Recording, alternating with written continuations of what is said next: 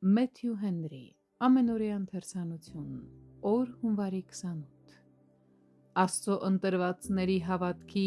և աստվածապաշտական ճշմարտության գիտության համեմատ։ Տիտոս 1:1 խոսք։ Եկեղեցու ամենաբարձր պաշտոնյաներն անգամ ընդամենը ծառաներ են։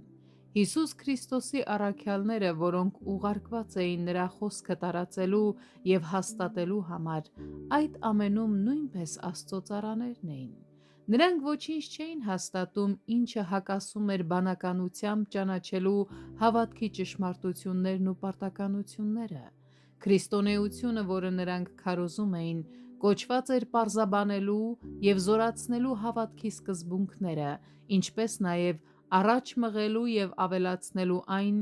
ինչը համապատասխան ու անհրաժեշտ էր մարդու ապականված և ըմբոստացած վիճակում։ Ուստի Հիսուս Քրիստոսի առաքյալները Աստծո ծառաներն էին Աստծո ընտրվածների հավատքի համար։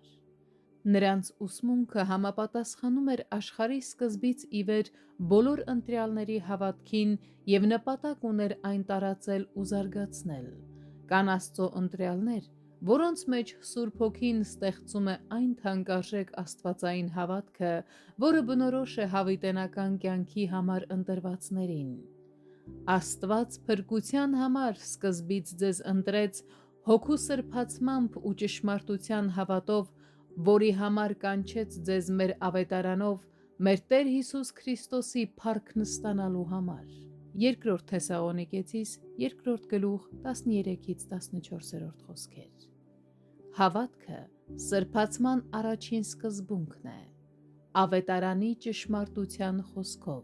Կողոսացիս 1:5 խոսք։ Ավետարանը ճշմարտություն է,